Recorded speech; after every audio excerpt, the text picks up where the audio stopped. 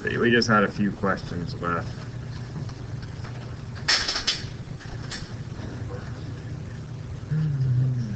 We had all these, right? Yeah. Alright. What is the equivalent capacitance? Oh, shoot. Sorry.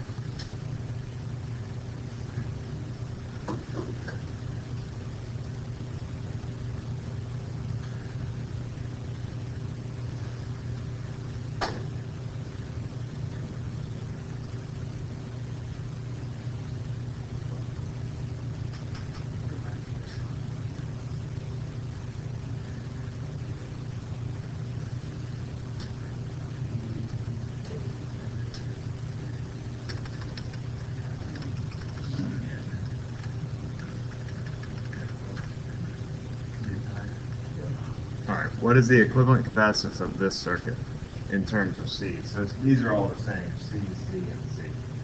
What's the equivalent capacitance there?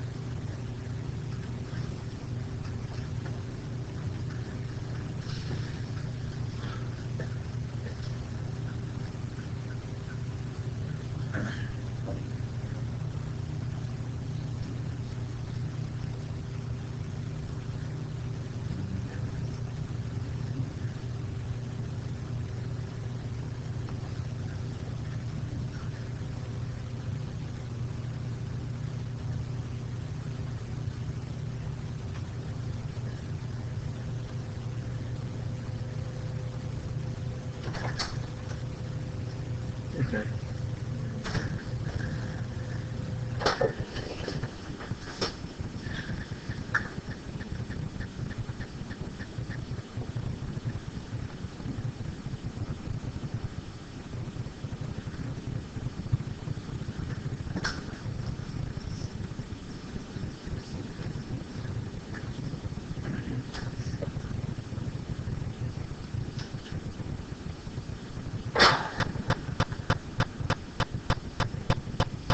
Notice here that we have parallel and series branches. We have these two which are in series.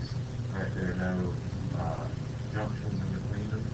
And then we have this one which is parallel with this part. So if we were to redraw this, we could redraw it.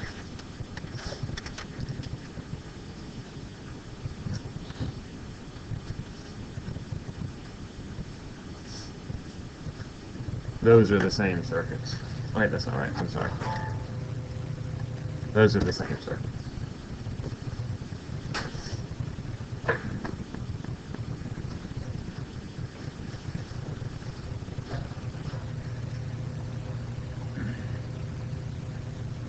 About 10 or 15 more seconds. Stop at 220. 220.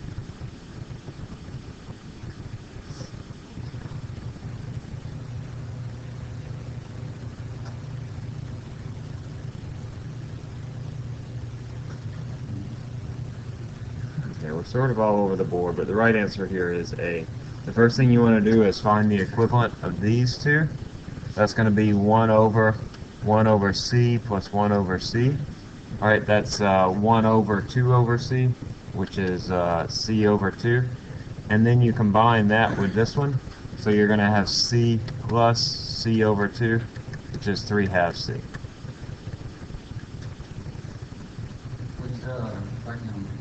Would that be like a general thing? Like, I remember from last class, if you had a series circuit, it was like 4 and 4, and it come up to be 2. Right. And if it was 2 and 2, it come up to be 1. Is that like a general thing? Or just kind It's just sort of how the numbers fall out. Okay. I'm going to show you all. I use a lot of the same numbers, so in just a bit I'll show you some of the common ones that I use. But yeah, it's useful to be familiar with that. Alright, how does the voltage across the first capacitor, C1, compare with the voltage across the second capacitor, C2?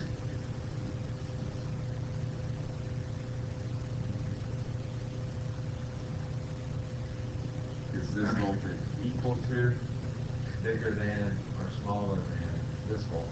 Are they all 0?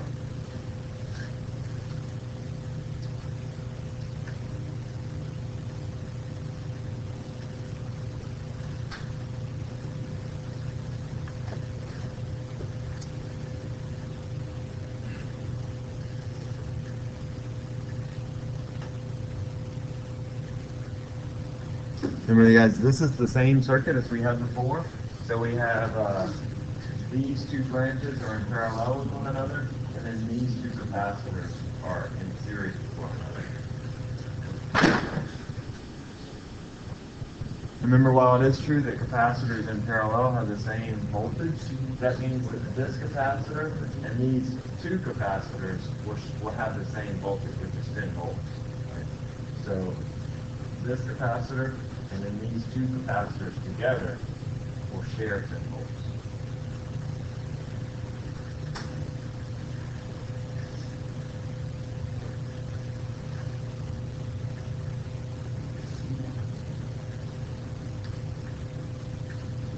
All right, just a few more seconds, say 145. It's like y'all are moving in the right direction. 145.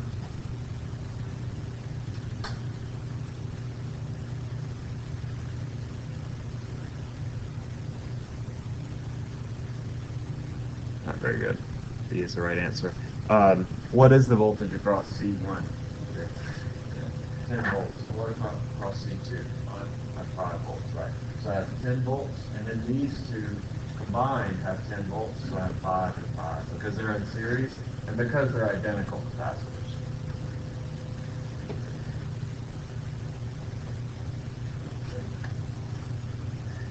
How does the charge Q1 on the first capacitor compare with the charge Q2 on the second capacitor? Is the charge on this capacitor equal to, bigger than, or smaller than the charge on this capacitor?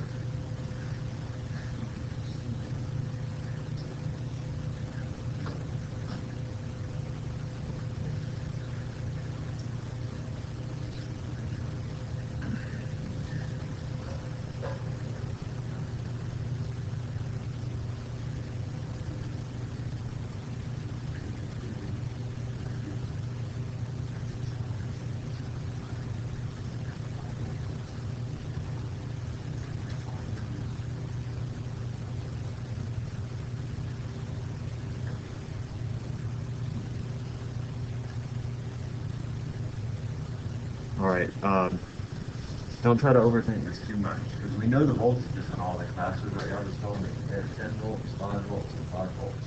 So I want to know which one has the larger charge, or how do their charges compare, Q1 and Q2. They're all the same capacitance, I just have different voltages on each of them. So which one, how do their charges compare?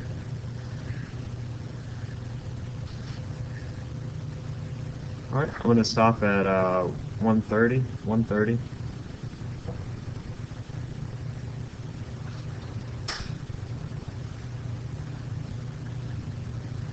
Okay, B is the right answer.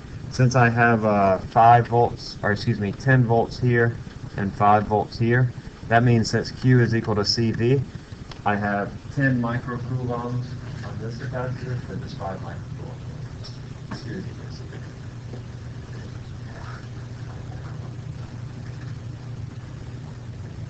That's the end. Before we get back into this quick test, I do want to sort of go over and just give you some of the common numbers that I'll use. So this will apply too for resistors in parallel when we get into that in a couple of chapters. But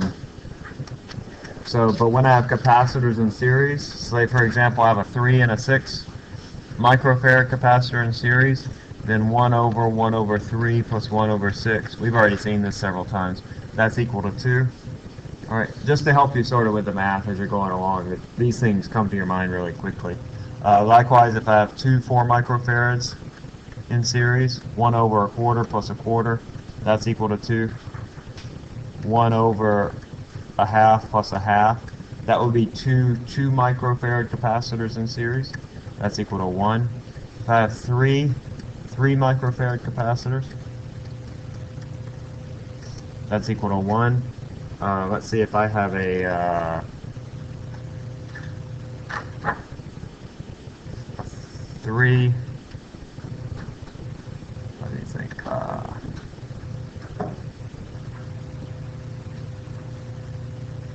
think it's 3, 6, and 2. Is that right? Hold on, don't write this down. Let me just think for a second. 4. Yeah, this is right. Yeah, so 1 over a 3, a 6, and a 2 microfarad capacitor in series, that would be equal to, let's see, that's 4 twelfths plus 2 twelfths plus 6 twelfths. That's 12 twelfths, so that's equal to 1. That's sort of all I can think of right now, but I use these common numbers just to help you along, so you're not dealing with like a decimal number or what have you when you're doing circuits. So you'll see those pop up here and there. I wouldn't memorize them, but just sort of be familiar with them. So when you do see them, they'll come quickly to you. Let's finish up this circuit that we had started on. You'll have something similar to this. I would go back and look at the old test because you'll find similar but different examples on all the old tests that are like this. So you're almost certainly going to have a circuit like this. You will have a couple of different circuit problems and probably one sort of this difficulty. I'm going to go ahead and fill in our capacitances here. This was a 3 microfarad, 6 microfarad. C3 is a 1 microfarad. C1 is 3. 6 and 7 are 2 and 2.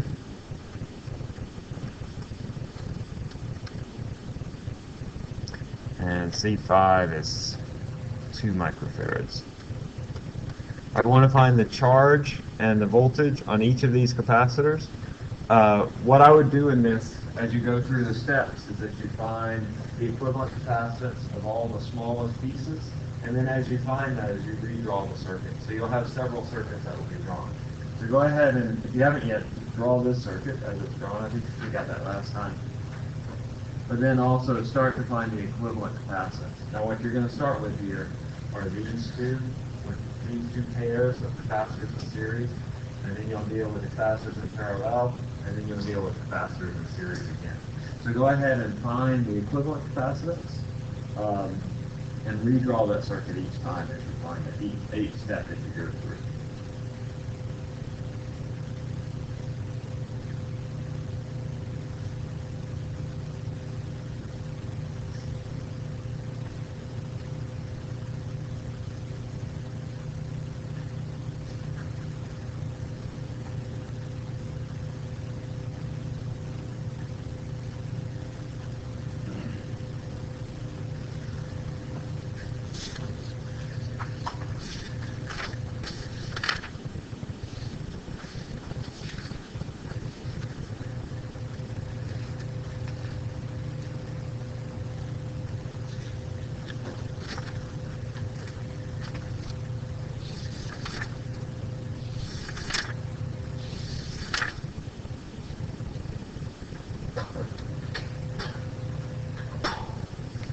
Let me know when you find the equivalent capacitance for this.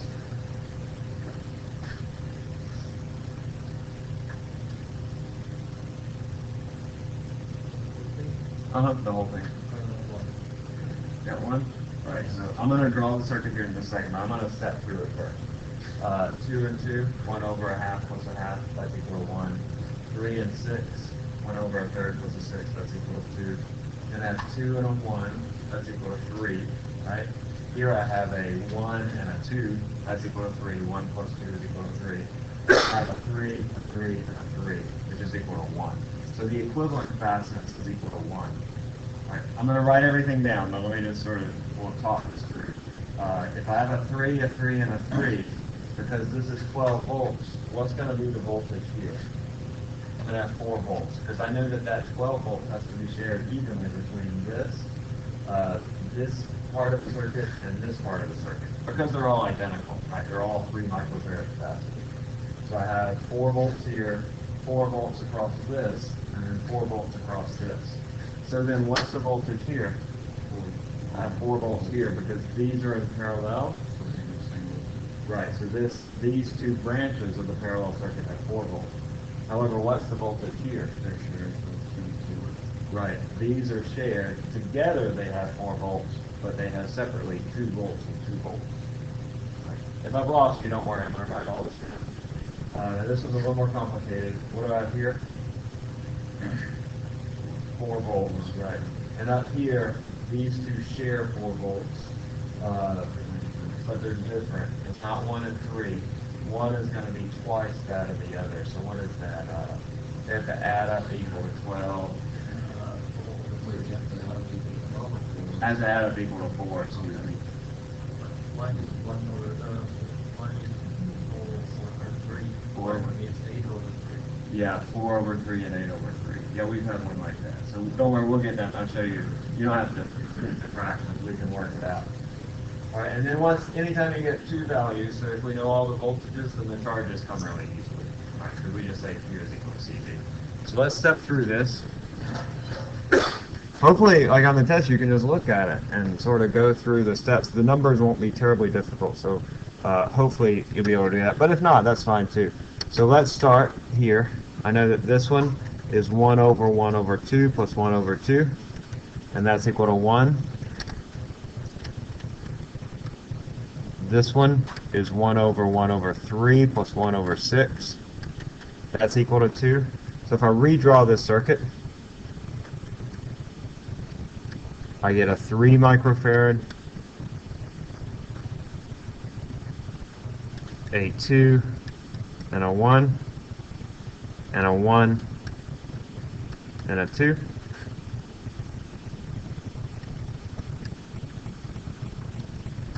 Microfarads.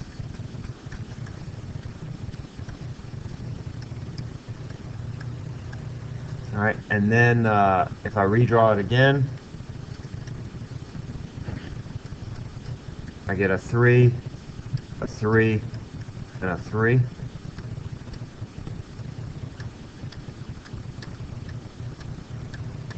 With 12 volts. Now I know because those are identical that each of these is going to have 4 volts. Alright. The long way of doing that is I would find what is the equivalent capacitance. The equivalent capacitance is 1 over a third plus a third plus a third, which is 1. Then I would find the equivalent charge, which is going to be C times V. That's 1 microfarad. It's the equivalent capacitance times 12 volts, or 12 microcoulombs.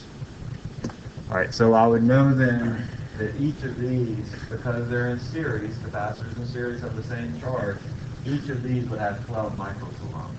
And then I would say, well, V is equal to Q over C. Each has 12 microcoulombs. And since V is equal to Q divided by C, the voltage on this one is 12 divided by 3, which is 4. This one is 12 divided by 3, which is 4. And this one is 12 divided by 3, which is 4. Alright, so you can find that voltage either way. In this case, they were all the same, so it was really easy. And hopefully on your test, it'll be really easy in that way too. If you just sort of know these rules and know these relationships, it will be that way. Okay, so now that we know that those are 4 volts. That means I have 4 volts here, 4 volts here, 4 volts here, 4 volts here, and 4 volts here. Right here, this capacitor is the same as this one, so it just carries over. These two are parallel that make up this one. So whatever voltage I have on this one, because capacitors in parallel have the same voltage, these are both going to be 4 volts. Likewise here, these are both 4 volts because they're in parallel, and it's the same as this capacitor.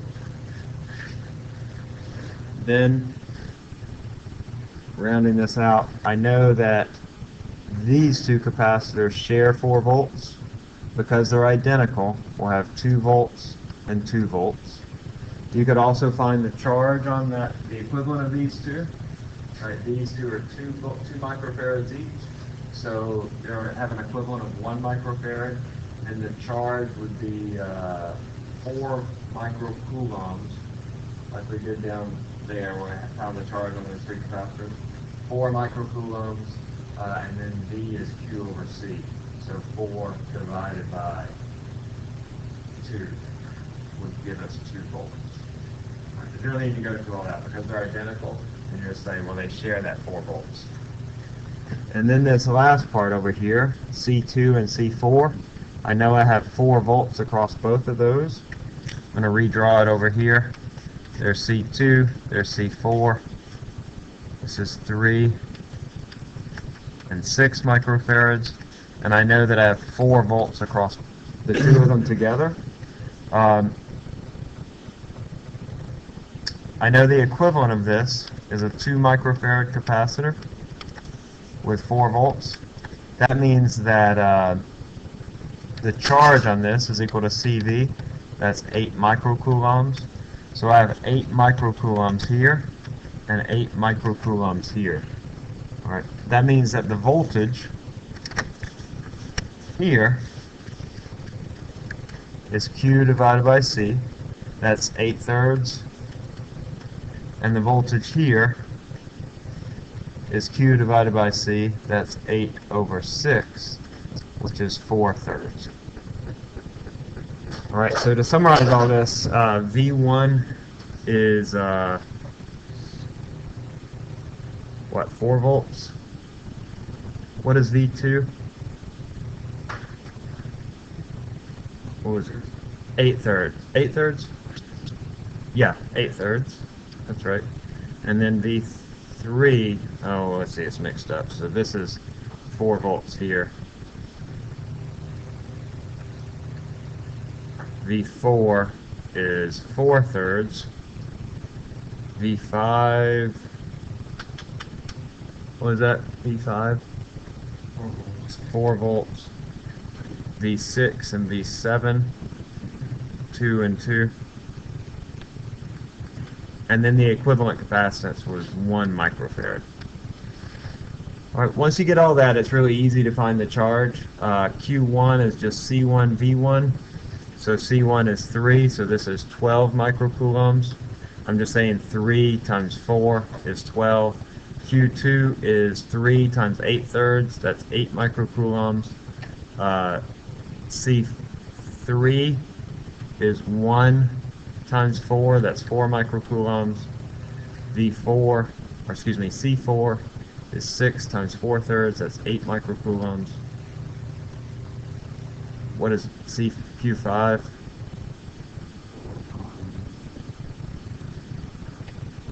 Let's see. 4 times 2 is 8 microcoulombs.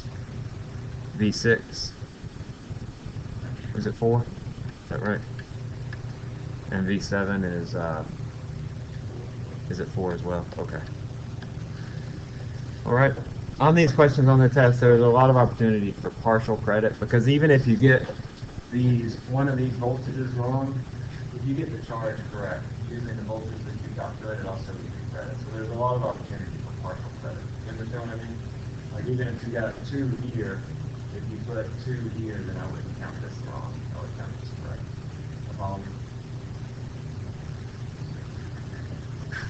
Lots of places to practice that on the old exams.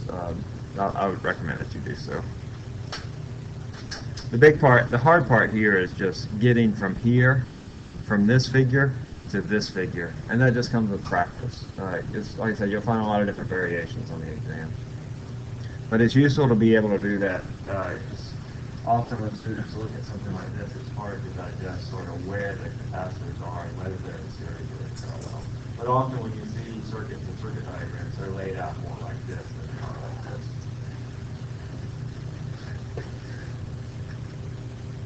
All right. You okay with the circuits? Feel comfortable with them? Yeah. We're going to come back to them in Chapter 4. We'll see them quite a bit more with resistors. And then also in Chapter 4, we'll come back to RC circuits, where you have resistors and capacitors in the same circuit. Let's do one more little topic here. This is just on energy, and then we'll move on into Chapter 3. Okay, so we've actually seen this make scene video. Didn't we watch it, the one with the guy, Colin, where he took apart the capacitors and he built the capacitors? We watched that one? Okay. Yeah, well, the purpose of capacitors is to store energy, or that's one of their purposes, is to store energy. Another purpose that we'll see in Chapter 4 is that they're used as timing devices, because capacitors charge and discharge at a very regular rate. So anytime you have something that will turn off and on, that usually involves a capacitor of some sort. But they're used primarily to store energy, to be used for later. And the energy stored in a capacitor is given by this, 1/2 CV squared, where C is the capacitance, V is the voltage. So for example here, if I have this circuit, the amount of energy that's stored in this is 1/2 CV squared. That's a half of 10 microfarads times V squared, which is 2 volts squared. So that's 5 times 4, that's 20 microjoules. Being careful to carry this this prefix over into our final answer. Or if it makes you feel better, you can just say 10 times 10 to the minus 6 farads, and then that carries over. So pretty simple. I might ask you on some of your circuits how much energy is stored in this particular capacitor, and you can just basically plug in the right numbers there. If you get the capacitance and the voltage, then you just plug in the right things to find the energy. Let's try this little quick test. Capacitor 3 microfarads is hooked up to a 10-volt battery. How much energy does the capacitor have?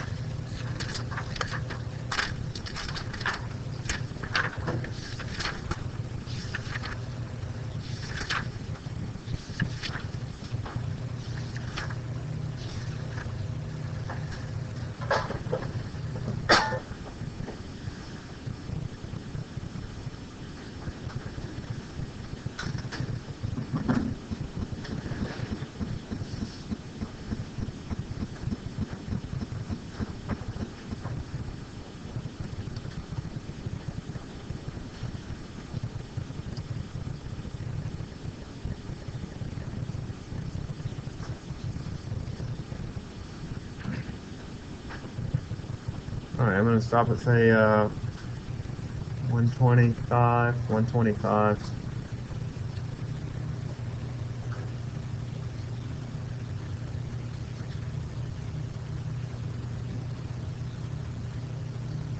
Okay, very good. Let's see, did I tell you all the frog joke? My daughter told me this. This is classic 6-year-old joke. What's a frog's favorite drink? Coca-Cola. I think she made it up, but it's pretty good. All right. So energy is 1/2 CV squared. That's a half of 3 microfarads times 10 squared. That's 1.5 microjoules. Or wait, no. 150 microjoules. Which if you convert to joules, it's 1.5 times 10 to the minus 4. Alright. Let's see. Let's think a little bit about our next test. That's the end of this chapter. Let me pull up our old test. I just want to see sort of where we are. Our last test sort of ended in the middle of a chapter. Is that right? Y'all remember? Y'all probably don't remember if I don't remember, right? Let's see.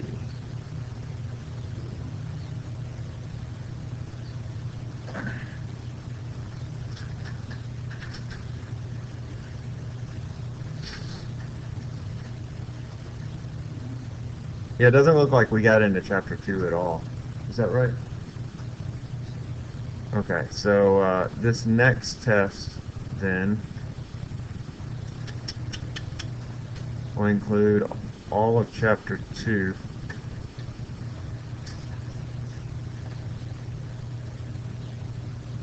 and all of chapter 3.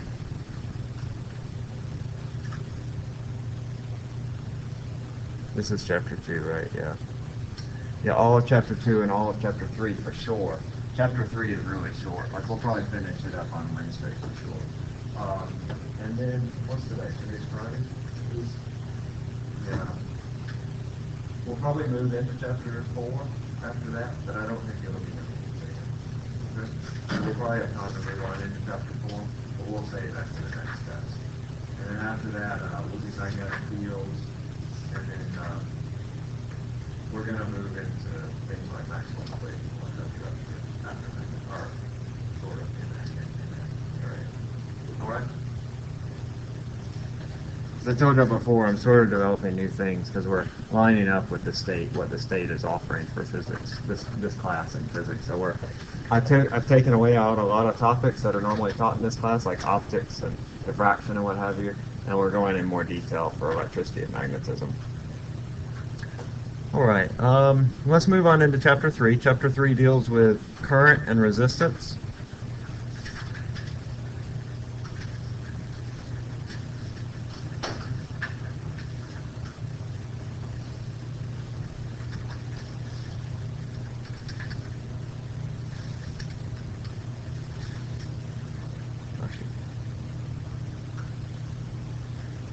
Okay, I'm just going to define current and resistance, and then we'll use these ideas. This is really sort of a precursor to Chapter 4, where we do resistor circuits. But current here, when we talk about current, it's just the rate at which charge flows past a point in a circuit.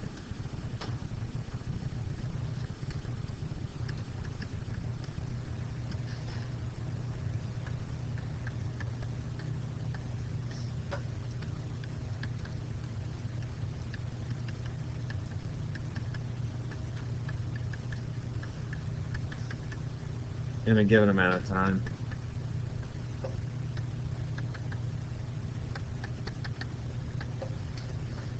We define then our current as some charge Q divided by some change in time, a change in charge divided by a change in time. You might also see it expressed as a differential, dq dt. The unit for current is the ampere. I think there's an accent mark somewhere, maybe there, I'm not sure. We call this an amp, and the abbreviation is just a capital A. It's after a person's name. So you've probably seen this word, right? It's on all of our electrical devices. They usually have an operating current. So all electrical devices have a certain resistance. They have a certain voltage. They also have a certain current, how much current is flowing through the device. The conventional direction of current is the direction that protons would flow in a circuit. So when we think about the flow of electricity, we always think about how would electrons flow in a circuit. That's not really important right now, but later when we get into Kirchhoff's rules and multi-loop circuits, it'll be important what is the direction that we take for the flow of electricity. And we'll follow this conventional idea that when electricity flows in a circuit, it's as if protons are flowing through the wires. We know that's not true, right? Because what moves in electricity? When we have charges moving around, what moves around? The electrons, right? Because those protons are tightly bound in the nucleus, and the electrons, those conduction electrons, are free to move around. So then why do we assume that the conventional direction is the direction that protons would flow? I want to think again, it's a historical thing. Who did a lot of the pioneering work on electricity? Okay, that's Tesla, but yeah. Well, he's not the one that said protons flow. It was actually Ben Franklin. When he was doing work on electricity, he thought that protons would flow, and so we sort of adopt that as well, that protons flow in a circuit, when in fact they don't. He was wrong. All right, so if I had a proton, it would flow in a direction that would be like this. It moves from high to low potential. If you remember when we were talking about potential and how electrons and protons move in a potential, we sort of had these two parallel plates. We had a high and a low potential. The high potential side was the positive side, and the low potential side was the negative side. If we had a proton here, it would move in this direction. So remember, protons move from high to low potential, and electrons move from low to high potential.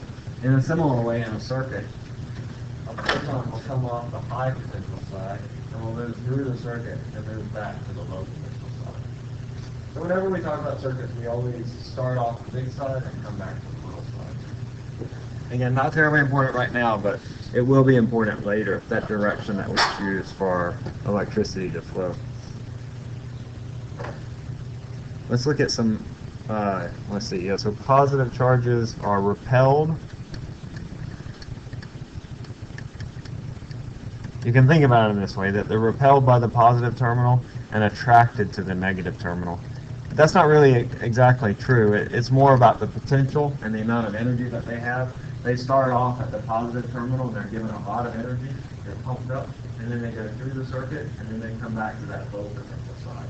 So protons move from the high potential to the low potential. But you can think about it in this way if that helps you. You could have some multiple choice questions about what measuring devices you have. I might even ask you a free response question just to describe how they work, the measuring devices. In a circuit, we use something called an ammeter to measure the current. And the ammeter is hooked up in series with the resistor. So for example, let's say we have this circuit and we want to measure the current in this resistor. We would take our ammeter and put it in series. So whatever current is flowing through this circuit will also flow through this ammeter. So as I have current that flows through the wires, it goes through the ammeter and then it goes through the resistor. So whenever we want to measure current, we put an ammeter in series with the resistor. Do you think that the resistance of this ammeter, is it big or is it small? Now remember, with a measuring device, you always want a measuring device to not change what it's measuring.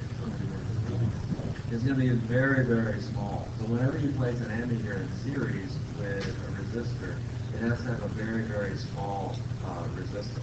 In fact, those of you that are in lab, if you look at the ammeters on the back of them, there's a coil of wire. What's that called? Multiplier resistance. It's been a while since I looked at that, but yeah, that's basically a piece of wire. All right, it's just a piece of wire. There's a coil of wire inside the ammeter.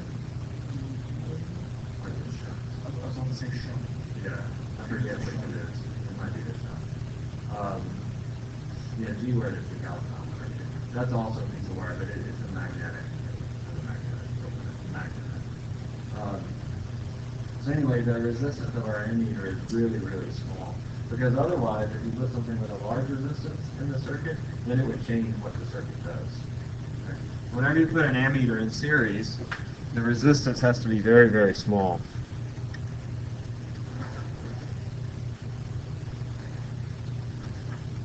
To measure the voltage in a circuit, one uses a voltmeter.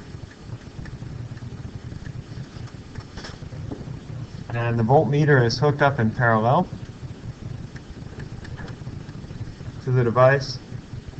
If you want to know, say, the potential difference across some particular part of a circuit, then you hook up the voltmeter in parallel. It would look something like this. Say I want to know the voltage across this resistor.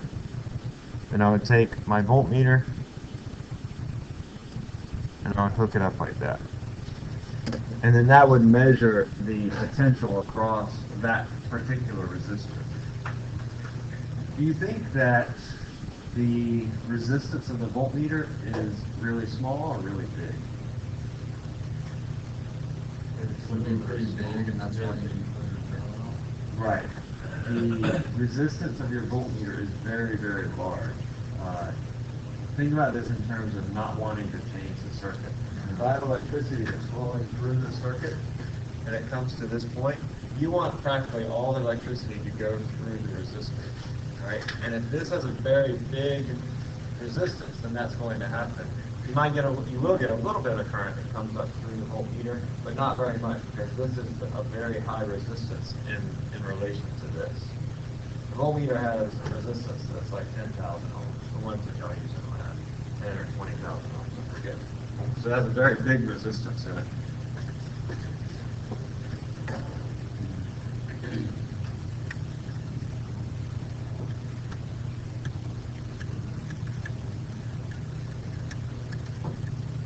That's right, yeah, you can think about a water analogy. We'll talk about this in a little bit. Is that what you were saying? Yeah, like a drainage thing. Mm-hmm. Yeah, let's... The voltmeter is blocking, stopping it up or slowing it, and the water's going to go to less resistance. Exactly right, yeah. So if you think about this, we'll get to this in just a bit, but if you think about this as terms of like the flow of water, and the flow of water is a very good analogy to the flow of electricity. If you have something that's really a really small pipe, and then you have a really big pipe right here, most of the water is going to go through the really big pipe because that's the path of least resistance.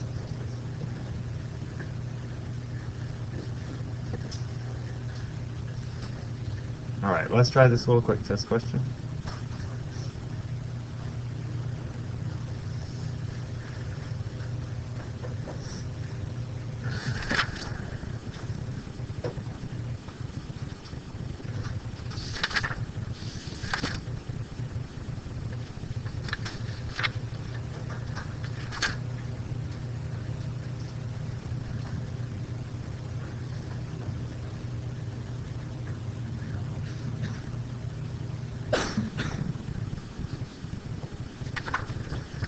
All right, I'm going to stop at 40 seconds. 40.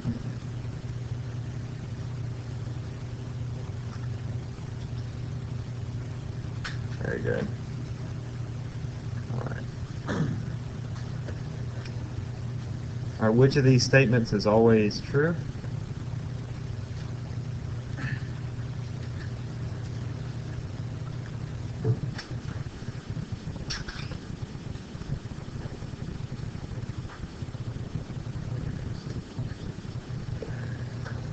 No, they're not the same. Huh?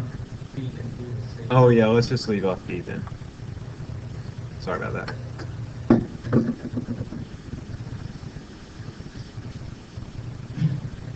Right, the current to an ammeter is small. Is that always true?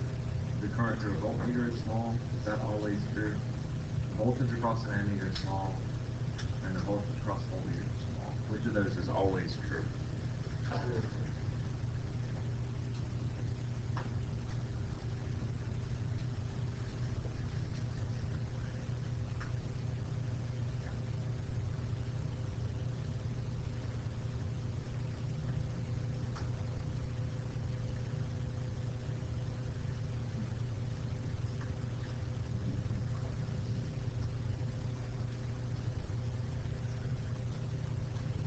All right, just a few more seconds. I'll stop at 115. 115. Let's guess if you don't know.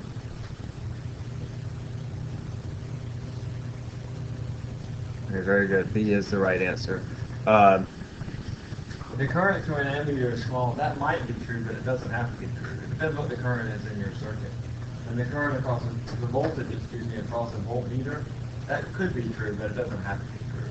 So these two always have to be true. The current through a voltmeter is small. That's because the resistance of a voltmeter is really, really big. It has to do with Ohm's Law, which we'll get to. And then also the voltage across an ammeter is small. That's because the resistance of an ammeter is very, very small. Let me go ahead and introduce this Ohm's Law. We haven't seen this before, but the relationship between the voltage, the current, and the resistance looks like this. The resistance says how much does it resist the flow of electricity. And so if I have a big resistance, it resists the flow of electricity a lot. That means that the current is small. That's like for a voltmeter. If I have a small resistance, that means it resists the flow of electricity not very much. That means I is going to be big. So let's look at Ohm's Law. The flow of charge or current is proportional to the voltage. Right, voltage is energy per charge. So if your charges have more voltage, they have more energy per charge, that means they're going to move more quickly. If a battery provides a greater voltage or greater potential, it provides more energy to the electrons. Thus, there is a greater flow of charge or current. And so I is proportional to our voltage. And Ohm's law describes this based on the resistance. It says that R is equivalent to V over I. Alright, so V and I are inversely related. And for a material, if R is big, greater potential difference is required to produce the same current.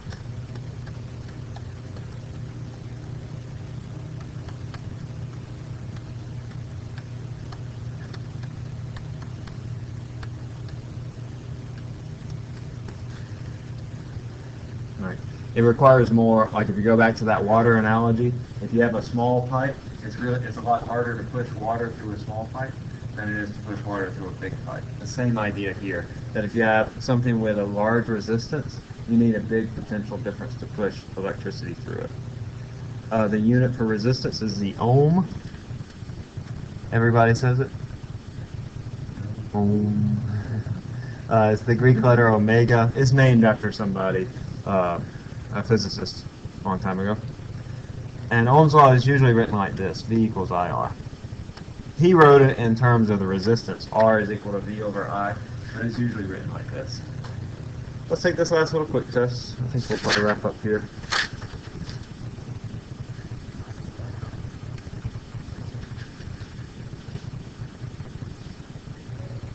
Actually, no, we're going to do a few more quick test questions. So let's do this and then we'll do a few more. We have a few more minutes left.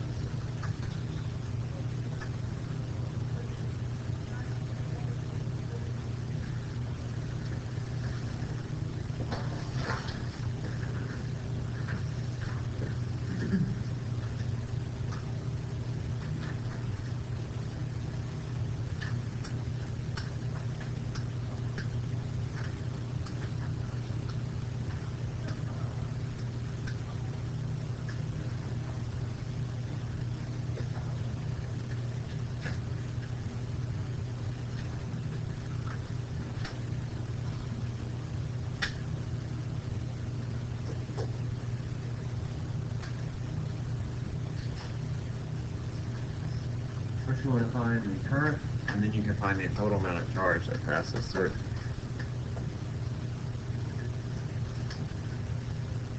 I think we'll wrap up with this.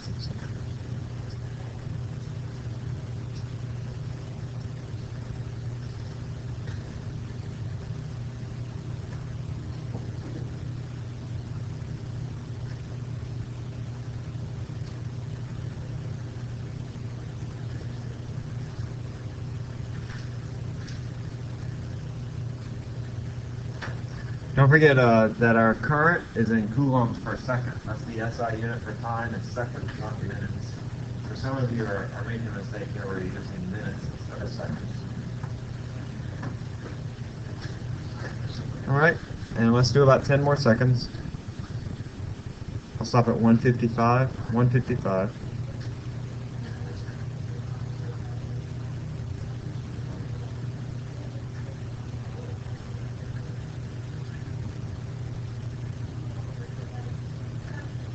Let's see. A is the right answer. Yeah, again, with C, you're making the mistake using 2 minutes instead of 120 seconds. So here I find first the current. That's V over R. That's 2 over 10, which is 0.2 amps, or 0.2 coulombs per second. And then to find the charge, I just say the current times time. That's going to be 0.2 amps times the time, which is 2 minutes, which is 120 seconds. So that's 24 coulombs. All right. Next time we'll get into ohmic and non-ohmic devices. This is a pretty easy chapter, so I know the previous chapter is a little more complicated, so hopefully this will sort of lighten up the test. Did I tell you about the pi controversy? I read about this recently. Pi Day's coming up on it. There's a movement to get rid of pi in favor of another value called tau, because people claim, some mathematicians say that pi isn't really a very natural number to deal with, because often when you see pi in an equation, it's a 2 pi, right? Like the circumference is 2 pi, and other things where you see a 2 pi in physics and math. So people want to use tau instead, because it has a value of 6.28 bucks. Twice what it is the value of 2 pi. Yes. Well, no, we wouldn't call it 2 pi, we call it tau. Right. Then you would, if we're doing, like if you're doing the area of the surface, it'd be 1/2 tau No, it would be yeah, 1/2 tau r squared. Yeah. But the circumference would be tau minus radius, not